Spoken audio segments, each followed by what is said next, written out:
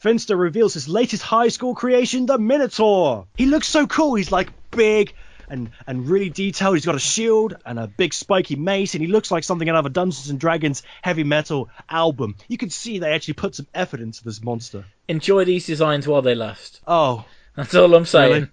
Yeah, that just made me think that actually the boys are not that hungry for dating the girls, because if I was in their position, if Kimberly and Trini asked me to go help them with sign a petition, I'd be like, yeah, I'll come help you in return for something. Wink. That's because you're a horrible human being, Grax. Maybe. And what better romantic scenario can we picture than being all romantic at a waste dump? A slightly run-down waste dump.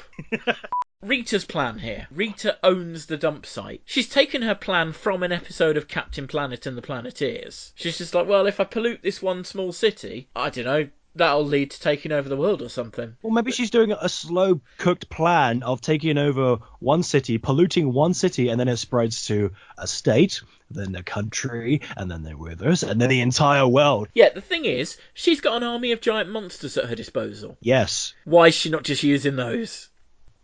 Yes. You can see... You can see them in Finster's lab. They're all ready to go, and she's just like, oh, I'm going to buy up a dump site. You're right. In episode 2, she walks down the shelves, and they're all different, badly modelled monsters, all ready to go. She treads on one, doesn't she? That's how many of these things she's got. She can afford to just stamp on one. They just don't seem to have a plan. What are you talking about? Dumping the grounds is a perfect plan. Yes, but sending a giant Minotaur monster is a much better plan. Yeah. Just go with that one.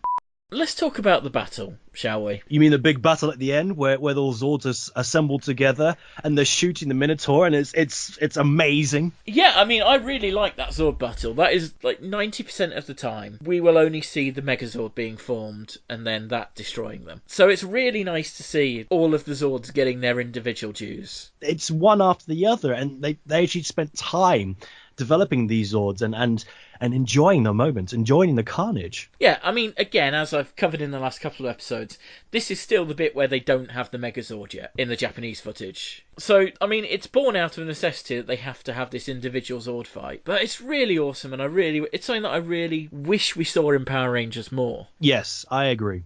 Out of the 3 episodes that I've rewatched, I agree entirely.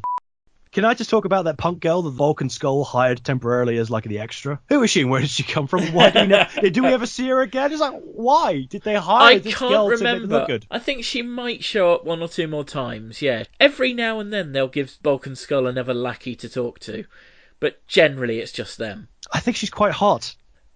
I found her quite attractive in a kind of bad girl kind of way. You've got issues, my friend.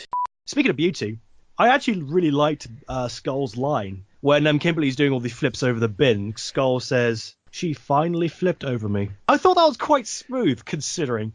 And that was the perfect time to actually use it. And if a girl ever does any backflips in front of me, I will definitely be using that line. Well, ladies out there, Grax is spoken for, but if you want to try it on me, I will be unimpressed. You better promise me you use that line, even ironically. It's a good line, PDT. You know it's true.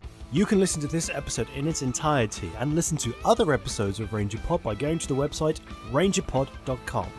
Make sure you don't miss a single episode of RangerPod. Subscribe to us on YouTube, Twitter, Facebook, and on your favourite podcast listening app, whether it be iTunes, Stitcher, Acast, or something else.